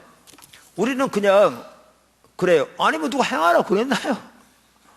행했으면 행한 거지 뭐 그거 가지고 그래. 그럴 수 있어. 근데 문제는 지금 오신 분이 누구라는 거예요? 하나님이라는 거죠. 그러니까 예수님 안에 하나님이 오신 거죠. 하나님이 지금 자기 백성에게 돌아오라고 예수님 안에 오셔서, 예수님 통해서 오셔서 엄청난 일을 행하시는 거예요. 이 하나님이 행하시는 거기 때문에 이 사람들에게 뭐죠? 반응이 요구되는 거예요. 우리가 잘 이해를 못해요. 요즘엔 민주사회라요. 이런 걸 잘 이해 못해요. 하나님 나라는 하나님이 왕으로 다스린 통치를 가리키거든요. 우리가 민주사회라 잘 이렇게 이해를 못해. 만약에 이시조선 시대에, 그러니까 여러분 뭐 좀 그냥 우리는 실감은 안 나겠죠. 뭐 연속극이나 받는 얘기지. 안 나겠지만 그래도 뭐 조금은 이해하겠죠. 만약에 이시조선 시대에 지금같이 이렇게 아파트 뭐 이게 아니고 여러분 동네에 이렇게 있는데 왕이 나와가지고 왕이 왔어요. 그래서 여기 저기 뭐죠? 전령이 와가지고 임금님 행차요! 나와서 맞으라! 그러는데, 여러분 방 안에 와서, 누가 오라고 그랬어. 왜 와서 나 귀찮게 하는 거야. 그랬다가는 뭐가지 날라가. 이게 통해, 안 통해요? 이게 안 통해. 왜냐면 오신 분이 임금이니까. 우리는 민주사회에 살다 보니까 이게요, 이 개념 자체가 없어요. 그러니까 이 하나님에 대한 개념 자체가 없어요. 이게. 여러분 예수님 시대에 오신 분이 하나님의 아들이 오셨고요, 오신 거를 말씀이 증거할 뿐만 아니라 엄청난 기적과 표적이 하나님 나라가 능력으로 임한 것이, 왕으로 통치하고 계신 것이 드러났고요. 예를 들면 세례요한이면 세례요한, 침례요한이죠. 통해서 역사하시고 증거하고 계셨는데, 이렇게 왕이 오셨기 때문에 이들에게는 반응이 요구됐어요. 이걸 보셔야 이 말의 의미를 알아요. 그러니까 이 시대에 20세기에 사는 우리들은 민주사회 발달하다 보니까 뭐라고 그러냐면, 누가 오라고 그랬나, 뭐 왜 사람 귀찮게 하는 거야, 아니 와서 지 할 일을 했으면 하는 거지, 이렇게 생각하니까 이 말을 이해 못하는 거예요. 문제는 왕이 오셨다는 거예요. 왕이 오셔서 선포하고 계신다는 거예요. 그렇기 때문에 이들이 보세요, 심각한 게 뭐냐 하면, 내가 피리를 불어도 뭐라죠? 응답지 않고 춤을 추지도 않고, 그러니까 장승곡이죠. dirge. 그러니까 슬피 울어도 가슴을 치지 않는다. 그러면서 또 이거 회개치 않았다 그랬잖아요. 이걸 보시면 뭐라 하냐면, 하나님이 오셔서 일하고 계시기 때문에 그들이 하나님의 행하심을 보고, 하나님은 그들에게 뭐가 요구됐냐면 회개가 요구됐어요. 그러니까 두 번째는 그들이 뭐가 요구됐냐면 반응이 요구됐어요. 하나님의 그 행하심에 대해서 그들의 삶을 조정해서. 근데 이들 입장에서는 하나님이 오신 것 자체도 몰라. 예수님을 바알세불 집했다고 그러고, 자기들의 관점에서 판단해서 뭐하고, 비판하고 판단하고 대적하고, 하나님이 오셨다는 사실도 몰라. 그래 뭐라 그러면 쥐가 왔으면 되는 거지 뭐. 이게 통하지 않는다는 거예요. 통하지 않아서 뭐라고 그러냐, 주님이 그러시는 거예요. 내가 이 일을 소돔과 고모라에 행했다라면 그 도시가 지금까지 살아있을 거다. 그러면서 그날에는 너희가 그 도시보다 절대로 쉽지 못하리라. 제가 아까 말한 그 책, 예수 하나님 나라, 그 책 읽다 보니까요, 그 저자가 여기 그날에는 그러면서, 하나는 종말론적인 개념이죠. 하나님 쓸 때 그게 당연히 포함된다. 그렇지만 여기 소돔과 고모라가 오늘까지 남아있으리라고 말한 걸 보면 역사 속의 심판도 의미한다. 그렇게 말했다. 전 동의합니다. 이거요, 하나님의 아들이 왔는데 저들이 반응을 보이지 않으므로 그 나라 망한 거 아세요? 서기 70년에 돌 위에 돈으로 나눠 남지 않아.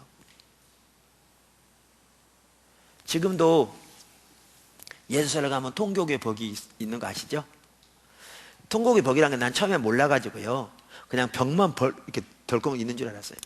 그게 아니고 그 위에다 다시 예루살렘 성전 옛날 벽을 쌌어요. 그래가지고 이제 성전에 있는 태에 지금은 모스크 사원이 있죠. 있는데 쌌는데 나머지 싼 거는 새로 싼 거고요. 그쪽 한쪽 벽만 원래 오리지널 벽이에요. 근데 그걸 왜 오리지널 벽만 놔뒀냐면요, 로마의 장수가 무너뜨리면서 아무리 쌓아봐야 우리가 능히 무너뜨릴 수 있다는 걸 보여주기 위해서 일부러 그것만 놔두고 다 하대요. 그게 통곡의 벽이에요. 만왕의 왕이 오셨는데 이게 왕의 소환인데 반응하지 않은, 이게 더 어두워지는 겁니다. 절대로 그냥 안 넘어갑니다. 근데 이거 우리는요, 이런 거를 뭐라고 생각하냐면요, 성경에만 나온 줄 알아요. 여러분, 이 시대에도 하나님께서 만왕의 왕의 역사를 이루고 계실 때 너무나 적지 않은 사람들이 자기 관점을 판단하고 뭐하고, 이거요 우리가 몰라서 그렇지 그날에는 다 드러날 텐데, 가장 먼저는 영적인 눈이 어두워질 거고요, 그 나라에 심판을 받을 것이고요, 뿐만 아니라 역사적으로도 돌이키지 않으면 심판이 맞겠죠. 왜? 만왕의 왕이 오셨기 때문에 그래요. 근데 여기에 보면 한 가지 더 있더라고요. 저는 이런 거 보면 참 두렵더라고요. 진짜 두려운 얘기죠. 이게 성경 얘기라고. 우리하고 상관없다고 생각하면 안 두렵지만 성경에 나온 게 오늘날 우리에게도 해당되는 건데요. 여기 보면 마태복음 12장 41절 42절 한번 보실래요? 누가 한번 읽어보실래요? 거기 책에 있는 거.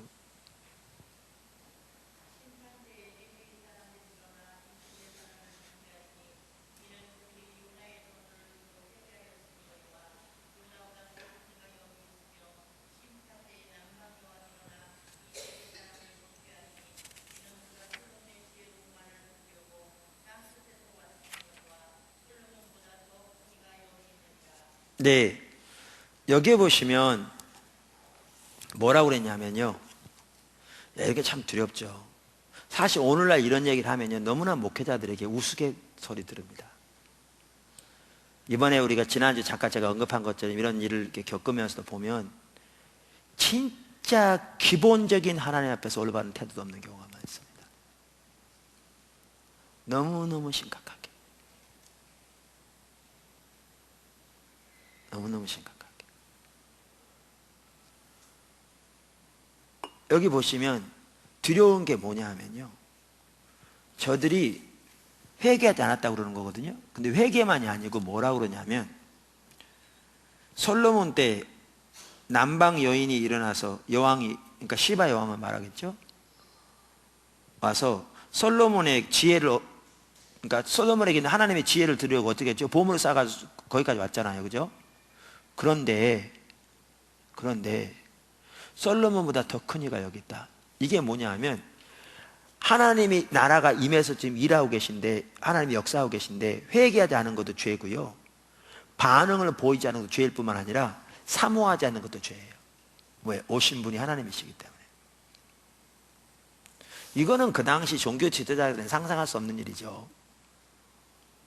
당신이 뭐라고 그런 소리 하냐. 근데 눈이 어두워지니까 보이지 않는 거죠. 예수님을 통한 하나님의 역사를 보고 회개하지 않고 반응을 보이지 않고 심지어 사모하지 않는 것까지 그들에게 죄였다고요. 왜요? 왕이 오셨으니까. 그 말이요, 그들에게 우스갯소리가 들렸죠. 근데 절대 그 우스개로 안 남아 있었습니다. 아까 말한 대로 그날에는 그들이 너희보다 더 견디기 쉬우리라 그랬잖아요. 그대로 됐습니다. 하늘나라에서 심판은 가봐야 알겠지만 이 땅의 역사적으로도 그대로 됐습니다. 역사적으로. 이게 무서운 점입니다. 이게 분별력의 문제입니다. 그러니까 보여줘야 하나님 앞에 순복할 수 있고요. 근데 이런 올바른 자세가 없으니까 하나님이 일하고 계셔도, 하나님이 역사하고 계셔도 분별력이 가려져서 하나님의 역사에 대한 관심도 없고 회개하고 돌이키면 말할 것도 없고요. 전혀 무반응을 보이면, 아니 누가 하라고 그랬어, 뭐 하면 되는 거야, 당신도 그거 하면 되잖아, 이렇게 할지 모르지만 하나님이 운행하신 일이면 그렇게 안 통한다는 거예요. 왕이 오셔서 일하고 계시기 때문에, 왕이 소환하고 계시기 때문에. 우리가 민주주의가요 좋을지 몰라도 신앙생활에서 엄청나게 제어되는 요소가 많습니다. 분별력이 좀 이해하십니까? 네, 그래서 영적인 법칙은 있는 자에게는 더욱더 주어져 풍족하게 되고 없는 자에게는 있는 것마저 빼앗기는, 그리고 영적 분별력이 거두어져서 보지 못하게 되면 결국은 거기서 돌이켜지지 않으면 심판으로 가는, 그렇게 되는 겁니다. 예, 그러면서 제가 여기 한 가지 더 이렇게 살펴놨습니다. 그게 뭐냐면 이제 분별력이 위한 자세로 나가기 전에 이렇게 분별력과 관련된 일이기도 한데요. 하나님이 이렇게 일하시는 방법, 이런 한 부분에 대해서 우리가 좀 아는 게 중요할 것 같더라고요. 그래서 여기 지금 살펴본 게 뭐냐면, 중심을 드러내기 위해 의도적으로 우리의 사고를 거스르시는 하나님. 중심을 드러내기 위해 의도적으로 우리의 사고를 거스르시는 하나님. 그러니까 영적인 분별력을 위해서 하나님 앞에서 온전한 겸손이 필요한 것은, 우리가 말씀드렸는데, 그것은 우리의 중심을 드러내기 위해 우리의 사고를 거스르시는 하나님의 방법을 이해하면 더욱 선명하게 볼 수 있습니다. 누가복음 2장 34절 35절 한번 읽어보시죠. 시므온이 이제 갓 태어나서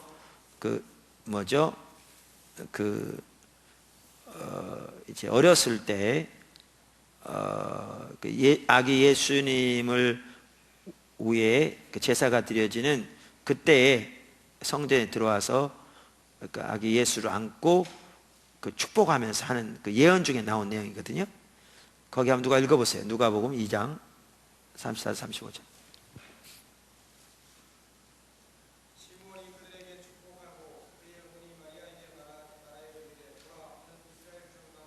보라, 이는 누구를 가리키죠? 예수님을. 예수님은, 네, 읽어보세요. 예, 많은 이스라엘 중 많은 사람을 뭐하게 한다고요? 패하게 하고, 또 뭐하게 한다? 흥하게 하고. 네. 예, 비방을, 그러니까 예수님이 세움을 받았는데, 세움을 받은 목적이 많은 사람을 흥하게 하기 위해 세움을 받았지만, 동시에 뭐하기 위해 세움을 받았다고요? 패하기 위해 세움을 받았다는 거예요. 그래서 비방받는 표적이 될 거라는 거예요. 네, 읽어보세요.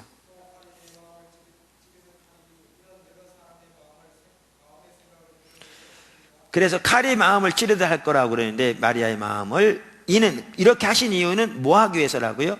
여러 사람의 마음의 생각을 뭐 하기 위해서? 예. 그러니까 이게 똑같은 얘기입니다. 우리가 쉽게 이야기해, 예수님이 많은 사람을 흥하게, 다시 말하면 구원하기 위해서 세움을 받았다. 이해돼요, 안 돼요? 이해돼요. 근데 예수님이 많은 사람을 흥하게 하기 위해 세움을 받았을 뿐만 아니라 동시에 뭐 하기 위해 세움을 받았다는 거예요? 패하기 위해 세움을 받았다는 거예요. 이러면 이해가 안 돼요. 근데 이게 똑같은 얘기예요. 아까 말한 살펴본 나는 심판을 받다 똑같은 얘기예요. 예수님이 그러니까 다른 사람을 패하게 세운 건 아닌데, 많은 사람을 흥하기 위하게 하기 오신 분인데, 예수님의 오심에 대한 사람들의 반응에 따라서 어떤 사람은 패하기도 할 거라고 말해요. 이 패하는 사람들에게는 예수님이 뭐 하겠죠? 비방받는 표적이 되는 거죠. 이 예수님으로 인하여 넘어지는 사람들에게는 예수님이 뭐가 되는 거예요? 비방받는 표적이 되는 거예요. 근데 이렇게 하신 이유는 뭐 하기 위함이라? 그들 속에 생각을 드러내게 하기 위함이라. 생각을 드러내게 하기 위함이라. 무슨 말 이해하시죠? 네. 자, 이제 이런 부분들이 이제 여러분들 이해하시면 쉬운데요. 사실 아까 읽은 그 요한복음 9장만 하더라도, 요한복음 9장에 보면 아까 예수님이 이거 요한 5장에 봐도 나오고요. 우리가 5장에서 많이 예를 봤으니까 9장도 보시면, 예수님이 그 눈먼 자의 눈을 고치실 때 어떻게 고치셨다고 여기 보시면 5절과 6절에 보면 예수님이 말씀하시길 내가 세상에 있는 동안에는 세상의 빛으로다. 다시 말하면 세상의 빛으로 오신 예수님을 증거하잖아요. 그러면서 그 증표로 지금 눈먼 자를 고치시는 거예요. 하시고 땅에다 침을 뱉어 진흙을 이겨 눈에 바르시고, 근데 예수께서 진흙을 이겨 눈을 뜨게 하신 날이 무슨 날이라? 안식일이라. 그럼 이런 거죠. 왜 예수님께서 하필이면 진흙을 만들어서 눈에 발라 치유하셨냐 그 말이죠. 그냥 치유하셔도 될 수 있는데. 여러분 이걸 더 잘 볼 수 있는 데가 어디냐? 요한복음 5장이에요. 요한복음 5장에 똑같은 일이 있어요. 요한복음 5장에 보면 베데스다 연못가에서 예수님이 지나시다가 어떤 일 했죠? 38년 된 병자를 고치셨어요. 근데 어떻게 고치셨죠? 자리를 들고 걸어가셨어요. 근데 그날이 무슨 날이었다고요? 안식일이었다고요. 그랬더니 바리새인들이, 그러니까 유대인들이 예수님 어떻게 했어요? 대적했어요. 왜 안식일을 일하냐? 당신이 하나님 거로서 나서 어떻게 안식일을 범할 수 있냐? 이렇게 대적한 거예요. 그러니까 예수님 답변하신 게 뭐였어요? 아버지가 일하시니 나도 일한다. 나는 스스로 아무것도 할 수 없다. 나는 아버지 향하시는 거 보고 그것을 나도 향한다. 아버지가 아들을 사랑하셔서 아버지 향하신 모든 걸 보이신다. 이걸 보면 예수님이 지금 이 많은 사람 중에 한 사람, 그리고 그 사람을 38년 된 그 사람을 자리를 들고 걸어간 명령한 이 모든 것이 누구의 인도를 따랐다는 거예요? 아버지 혹은 성령님의. 그러니까 요한복음 이 구절에는 안 나와 있지만 이 구절도 결국 바꿔보면 뭐예요? 예수님이 누구의 인도를 따라 이렇게 한 거예요? 아버지의 인도를 따라서, 성령 인도를 따라서 이렇게 하신 거예요. 그럼 질문이 이거예요.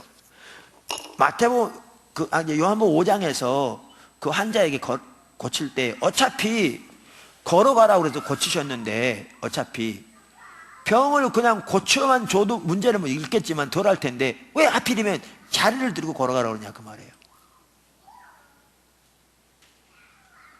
이 경우에도 왜 하필이면 여기 나온 것처럼 뭐죠? 그 진흙을 이겨서 붙인 다음에 고치셨나요? 하나님 이렇게 하게 하셨는데 왜 이렇게 하셨냐고요. 아니 그냥 해도 되는데. 그러니까 자리를 안 들고 가라고 해서 훨씬 반대로 덜 할 거 아니잖아요. 근데 이 경우에도 진흙을 이렇게 이겨서 이렇게 안 붙였으면 훨씬 덜 할 거잖아요. 근데 왜 하필이면 이렇게 하셨냐는 거예요. 예수님이 일부러 그렇게 한 게 아니고 누가 하라고 하는 거예요? 여기 보시면 하나님이 이렇게 하시기로 원한 거를 예수님이 깨닫고 하신 건데 왜 그렇게 하셨냐 그 말이죠. 아니 예수님이 하나님은 환경운동가니까 뭐죠? 자리 지저분한 거 치우라고 그랬나요? 아니 이런 구절을 봐도 그게 아닌 걸 볼 수 있어요. 그게 얼마나 지저분했겠어요. 기념품으로 삼으라고? 기념품 삼으면 어디서 자기 눈이 떠졌는데 증거가 있는데. 이 모든 것들이 한 이유가 뭐냐면요, 하나님 의도적으로 하신 거예요. 왜?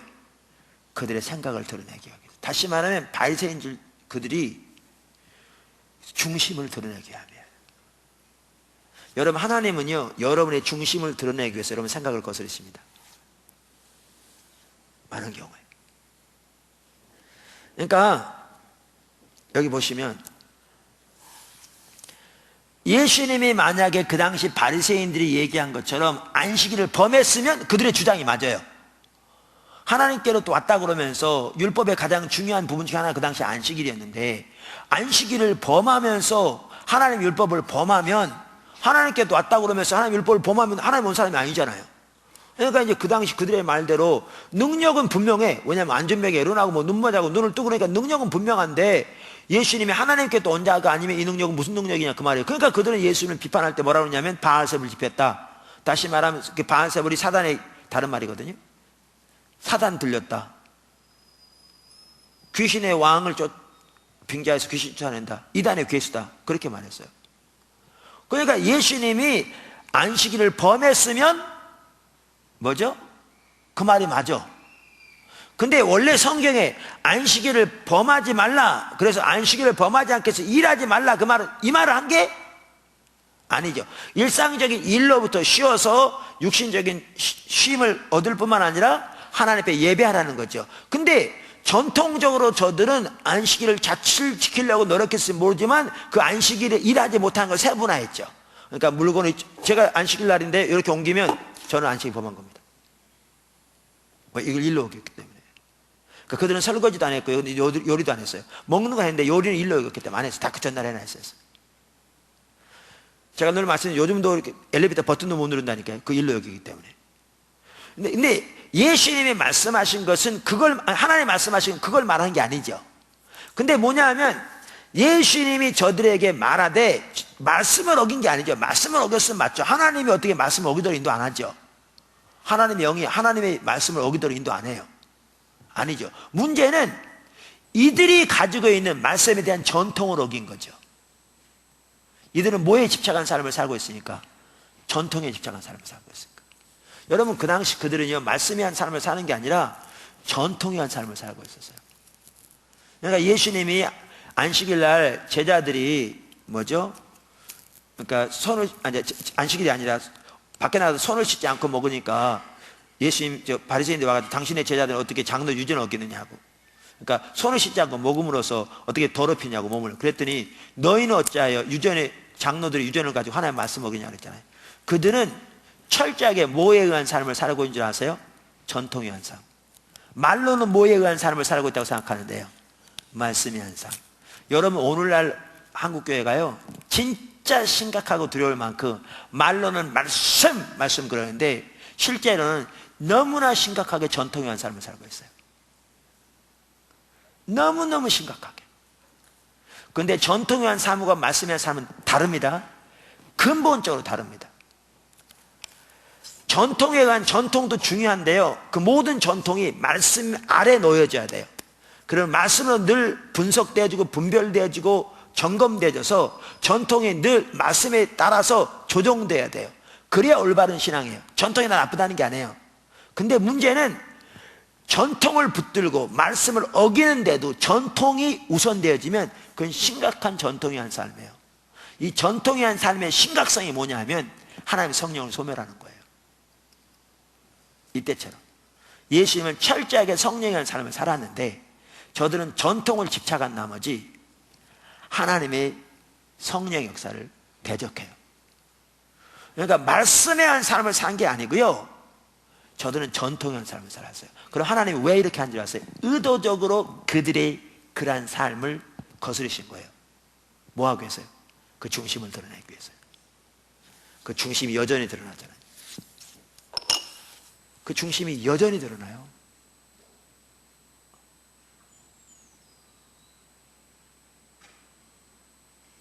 여러분, 오늘날이요 이런 걸 예를 들려면 한이 없습니다.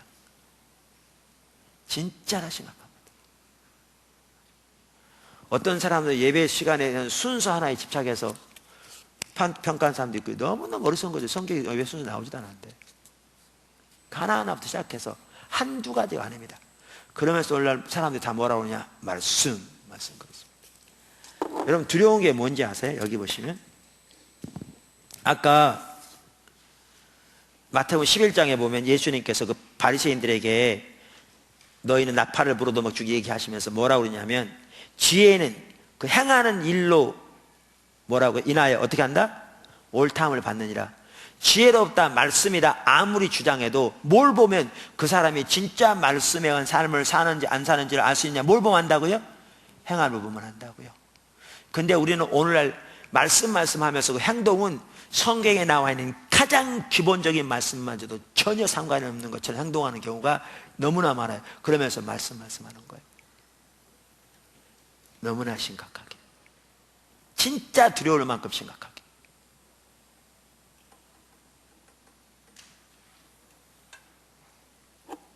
말도 안 되게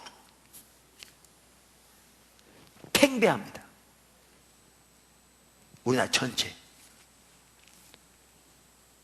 그러면서 말씀 그건 말씀 아닙니다. 진정한 말씀이 한 삶을 살려면 모든 전통이 성경의 권위 아래 내려져야 돼요. 그리고 모든 전통이 성경 말씀에 수시로 비춰져요. 점검돼야 돼요. 그리고 말씀이 교리적인 면에서만 말씀이 아니라 행함으로 증명돼야 돼요. 그러니까 말씀이 교리를 위한 기준일 뿐만 아니라 삶과 사역을 위한 기준도 된다고요. 여기까지 가야 진정한 말씀의 삶이 돼요. 그리고 그런 자세로 가려면 중심부터가 달라져야 되기 때문에 그런 태도가 한번 안 나와요. 하나님은 우리의 중심을 드러내기 위해서 의도적으로 생각을 거스르십니다. 사고를. 하나님이 하신 일입니다. 그래서 여러분 이거 아세요? 여기 나오나? 뒤에 뭐입니다. 요한복음 11장에 보면 침례 요한 옥에 갇힌 뒤로 뭐죠? 제자들을 보냈어요. 보내서 뭐라고요? 오실 그이가 당신이 오니까 우리가 다른 사람을 기다려야 하니까. 왜 그렇게 보낸 줄 아세요? 많은 분들이 감옥에 들은 게 신앙이 떨어져서 그렇다고요. 아니요. 아까 말한 그 책에도 보니까 그분도 똑같이 이해했더라고요. 제가 이 부분 여러 번 말씀드렸는데, 거기 너희가 바라면 들리는 갈대를 보러 나갔느냐? 아니라 그 말만 보더라도 침례 요한이 감옥에 들어가서 신앙이 떨어 그런 게 아닌 걸 볼 수 있다. 그럼 왜 그랬느냐? 제가 여러 번 말씀한 그대로예요. 그건 명백해요, 사실. 요한은 말세의 구원자와 심판자로 오셔서 말세를 가져올 메시아를 기대했는데 예수님이 하신 일이 달랐거든요. 이건 재림 때 일어날 일이에요. 구약 성경에는 예수님 초림과 재림이 분리되어 있잖아요. 달라서 그랬어요. 그래서 그는 사람을 보냈어요. 근데 이게 중요하다고요. 왜냐하면 바리새인들이 왜 예수님을 대적한 줄 아세요? 그들이 가지고 있는 생각과 달랐기 때문에. 근데 요한은 그저 바리새인처럼 신학적인 지식만 가지고 본 게 아니고요, 하나님께로부터 받은 계시를 가지고 판단했어요. 그럼에도 불구하고 모든 계시가 부분적이잖아요. 달랐을 때 요한은 겸손함이 있었기 때문에 예수님께 사람을 보내 묻는 자세가 있었어요. 다시 오늘날로 말하면 하나님의 말씀 앞에 겸손히 엎드려 하나님의 뜻을 찾고자 하는 자세를 엎드리는 거죠. 근데 바리새인들은 그 자세가 없었어요. 그래가지고 자기들이 안다고 생각하는, 실제라는 말씀보다는 전통에 기초한, 자기들의 신학적인 지식에 불과한 그걸 가지고 어떻게 했어요? 판단하니까 겸손한 자세가 없으니까 안 보이는 거죠. 그래서 요한에게 이사야서에 나오는 고난의 종으로 오실 메시아에 관한 부분들 알려주죠. 가서 말하라고. 보고 들은 것은, 이게 하나님 나라가 임해서 일어난 일들이에요. 가난한 자에게 복음이 증거될 뿐만 아니라 눈먼 자가 눈을 뜨고 이런 일들이. 그런데 그러면서 뭐라고 그러시냐면, 나로 말미암아 실족하지 않은 자가 복이 있다, 그 말이에요. 실족할 수 있다는 거 없다는 거예요? 있다는 거죠. 아까 예수님이 오신 게 하나가 뭐라고요? 많은 사람을 걸려 넘어지게 할 거라. 실족. 이거를 누가 보면 폐암을 위해서 세운 거라. 걸려 넘어지게. 그럼 왜 걸려 넘어지느냐? 중심이 옳지 않으면 걸려 넘어지게 되는 거죠. 그래서 하나님은 그 중심을 드러내기 위해서 때로는 사고를 거스리세요.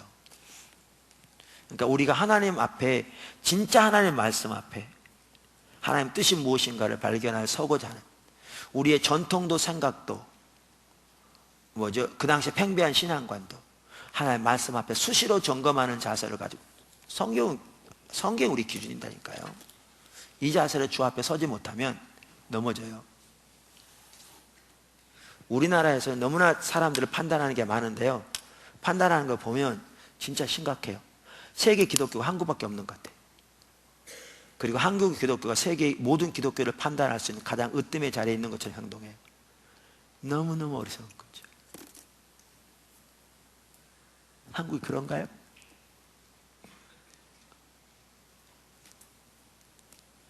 중심이 옳지 않으면 다 넘어집니다. 본인들은 넘어진지도 몰라요. 눈이 어두워지는 거죠. 눈이 어두워지는 거죠. 이것이 영적 분별력의 법칙입니다.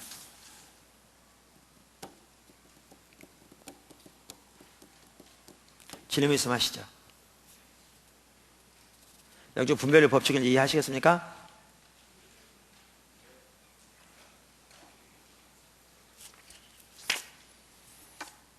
책 마저 읽어보시고요. 네, 질문 있어요? 질문 원하면 하셔야 돼요. 괜찮아요. 지금 하세요.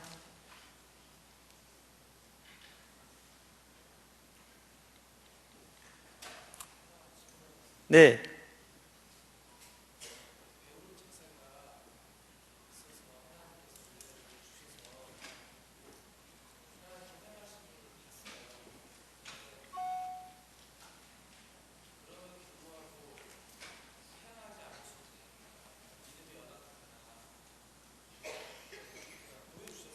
네, 보여주셨다고 자동적으로 향하는 건 아니죠. 그건 당연히. 근데 이제 보여주셨을 경우에 당연히 자동적으로 향할 건 아닌데요. 그럴수록 우리가 하나님의 은혜를 구해서 서야 돼요. 하나님 우리가 한 번 안 선다고 우리하고는 달라서 저만 하더라도 아주 좀 사람이 못돼 가지고요. 이렇게 인내가 부족한 면이 있어요. 근데 하나님은 나나 여러분과도 달라서 한두 번 잘못한다고 됐어. 끝이야. 이런 분은 아니세요. 다행히도. 근데 이제 뭐냐 하면 하나님께서 반복적으로 보이셔서 우리에게 조정과 순종과 삶의 조정과 순종을 요구하시는데도 우리가 반복적으로 듣지 않으면 여러분 하나님과 관계 보세요. 그럼 하나님 더 이상 말씀하지 않으시고요. 돌이키지 않으면 하나님과 관계는 끊어지고요. 거기서 계속 돌이키지 않으면 영적인 눈은 점점 어두워져 가고요. 이제 보이는 것도 안 보이게 되죠. 그러니까 보인다고 자동적으로 순종하는 건 아니에요. 예, 그러나 순종하는 대로 나가야 돼요. 보이는 것을 순종하도록 우리에게 말씀하신 거니까요.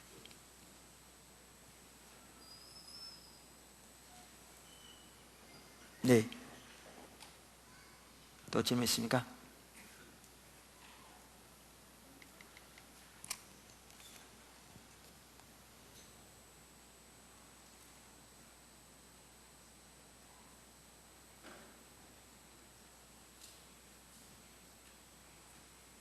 잘 이해 안 되신 분들 질문하세요. 오히려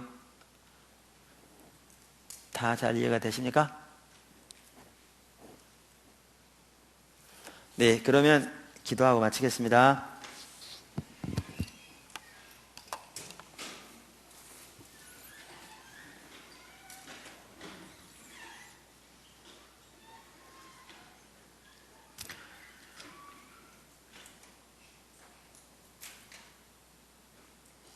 하나님 아버지, 우리에게 은혜를 부어주셔서 진실로 하나님만 사랑하고, 아멘, 하나님 행하심을 사모하고 주님의 은혜를 애통함으로 구하고 주님을 추구하는 삶을 살게 도와주셔서 하나님과 하나님의 길을 더 알게 해주시고 하나님의 목적을 알게 해주시고, 그래서 주와 동행하는 삶을 살 수 있도록 은혜를 부어 주시옵소서.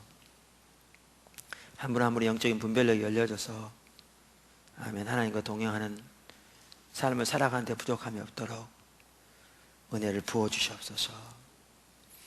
혹시 우리가 하나님 앞에 합당치 못한 죄 혹은 순종치 아니함으로 하나님과 관계가 끊어진 게 보여지면 그런 게 있으면 깨닫게 해주셔서 돌이킬 수 도와주시고, 지금 회개하고 또 돌이키고 순종함으로 나가게 도와주셔서 하나님 관계가 회복되도록 은혜를 부어 주시옵소서.